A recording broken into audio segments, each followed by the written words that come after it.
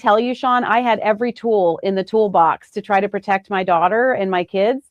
We are outmatched. Kids at 9 years old, we've been told, but I've been told by parents, 9-year-olds are hacking around their schools' VPN to access some of these platforms. And the dangers are real. In my hometown, we had a teen that thought they were chatting with another teenager, turned out to be a 45-year-old man who showed up to pick her up. And she thought she was meeting a teenage boy. We have to set these parameters. The problem is it's a very uphill battle. And we're unfortunately, it's big tech is, they are in charge of this, and they're the ones that are setting the tone. We need more parents to be aware, and more members of Congress, honestly, to be aware of the dangers. If they haven't been through it as a parent, they don't really know what they're up against. So there you have Congresswoman Houchin from Indiana on with Sean Spicer talking about the dangers of social media for children. And, you hear me talking about this a lot. I've got 4 kids of my own, 2 that are in high school now. God, they start tomorrow. The second one is a freshman. So that's a lot to take in.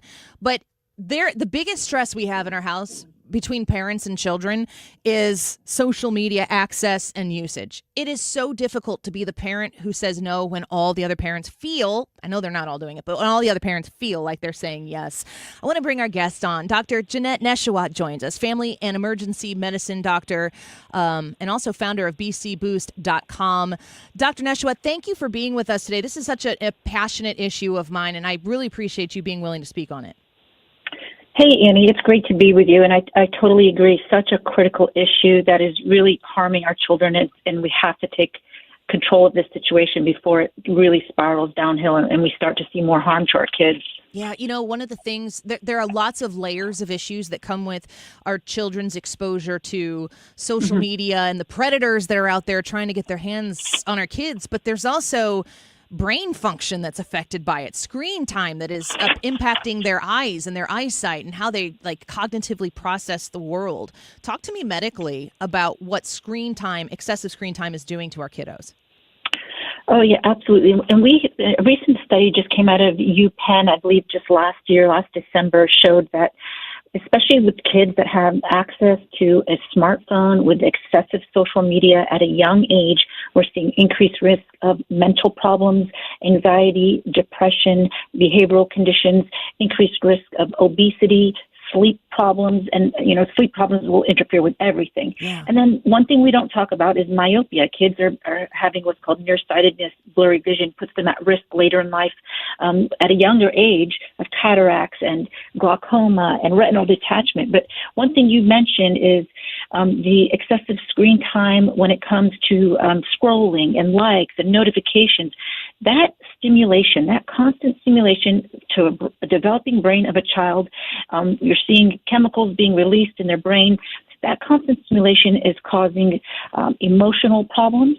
It is causing problems with memory, with learning, with attention span, with emotional regulation, because each time they get a like or a notification pops up, it's like a squirt of dopamine into their brain, if you will. And that excessive dopamine is like a reward system, and that's why they get addicted at such a young age. Well, talk to me about, I use social media a lot, first of all, professionally, but, I'm scrolling, seeing what the family members and the friends and their families are doing on vacation this summer. And the scrolling, there are times where I'm like, this is never, I'm trying to get to the bottom of the scroll, and there's no bottom to the scroll. So this is affecting adults, of course, as well. What's the extra impact to kids? The adults can relate to this, but how is it worse for children? Yeah, absolutely, because the children's brain, there's part of the brain, the prefrontal cortex, the amygdala, still growing, still developing. But when you have chemical imbalances because of the reward system that children are sensitive to, because of the chemical exchange in the brain, it impacts the development of their brain. And you're absolutely right, Annie. If you have a child that's addicted to social media, you've got parent number one has to be a role model and put the phone down. Number two, if they're really truly addicted, you've got to reduce the use gradually, and you do that by replacing phone time with other activities, whether it's sports, hanging out with friends, family activities. And you have to set clear limits, no more than 2 hours a day, for example. In the house, have parts of the house that are phone-free zones, like no phones at the dinner table, no phones, in the bedroom overnight. And then some children, if you find that even, introducing all of those rules and restrictions, they may be anxious, they may be aggressive. That is a sign that you need to take your doctor to see you need to take your child to see their pediatrician. There may be some underlying issues going on, underlying anxiety, and there are screening tests that we can do to see, are they being bullied? Are they being exploited online? Are they at risk of hurting themselves? Because when you look at it, the statistics show right now 1 in 5 children have either an emotional and mental or a behavioral disorder. And up to 40% of high schoolers, as it is right now in the United States, have reported sadness, loneliness, low self-esteem. So this is the vulnerable population that is being exploited online, exposed to explicit content, exposed to potential drugs or sex trafficking. And so that's why it's so important that we intervene and that parents are monitoring their kids, setting limits, know what their kids are doing online, talk to them about what they're seeing online, and then also parents look for signs and symptoms of changes in your child. Are they withdrawn? Are they anxious? Are they losing weight? Are their grades dropping? So it's really, a lot of it is parental involvement and supervision, but the age in which a child starts using social media and using a smartphone is important. Some countries, Australia, for example, I believe they completely banned social media for teenagers.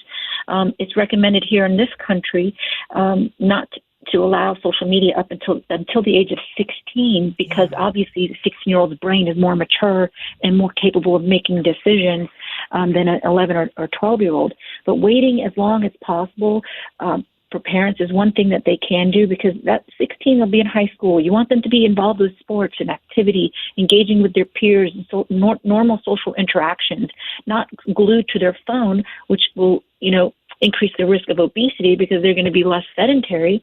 And that obesity, leads to, of course, diabetes and heart disease and high cholesterol. And let me tell you, Annie, I'm seeing that in younger children. It's no longer a disease of the elderly or the older people. Dr. Nesheiwat speaking with us right now. I am wondering if, I think in my mind, I've got 3 daughters and 1 son. He's 16. Yeah.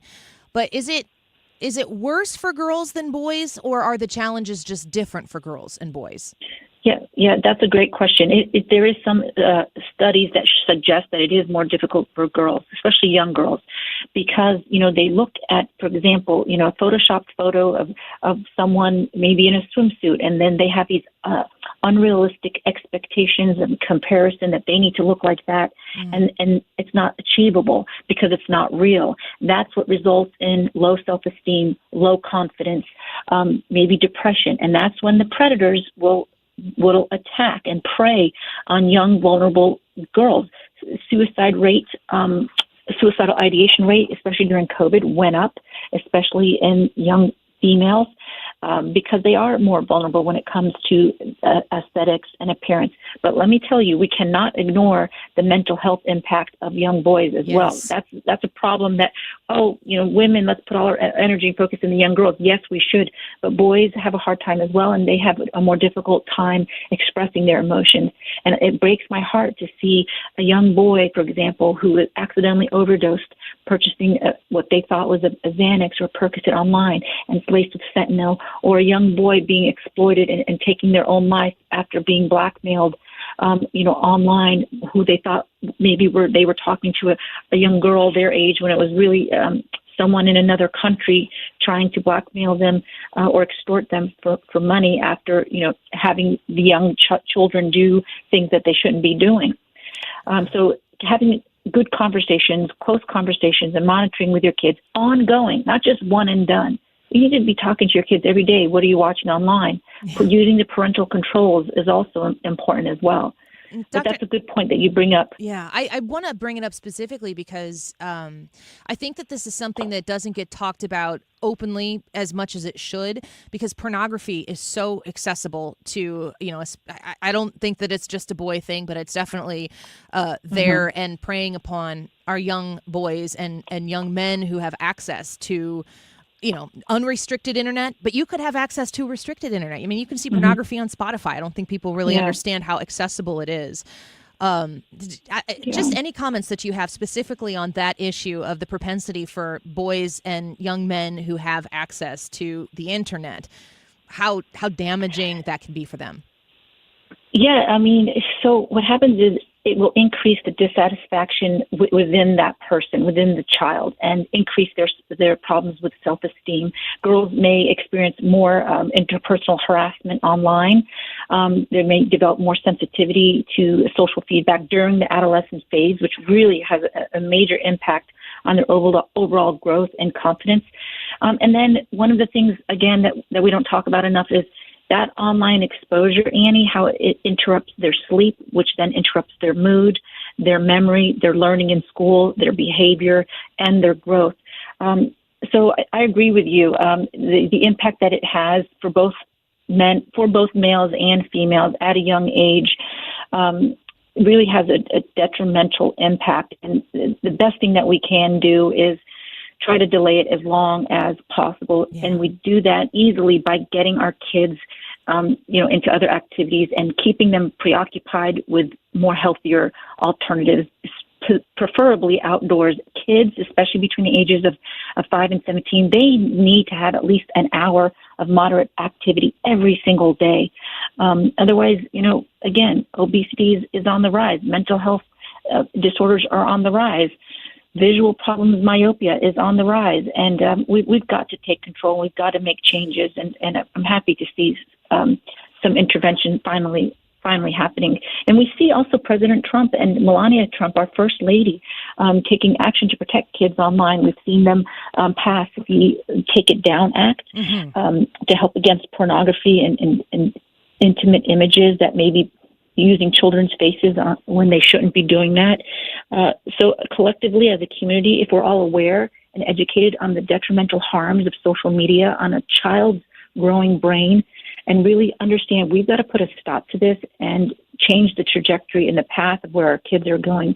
And just taking also a look, there's so much anxiety and decrease in social interactions with kids. They have difficulty having basic conversations, saying hello to someone, at the store because they're so stuck on being indoors, being alone, being on their phone, being on the iPad, and not having that communication and interpersonal interactions with others like they should be.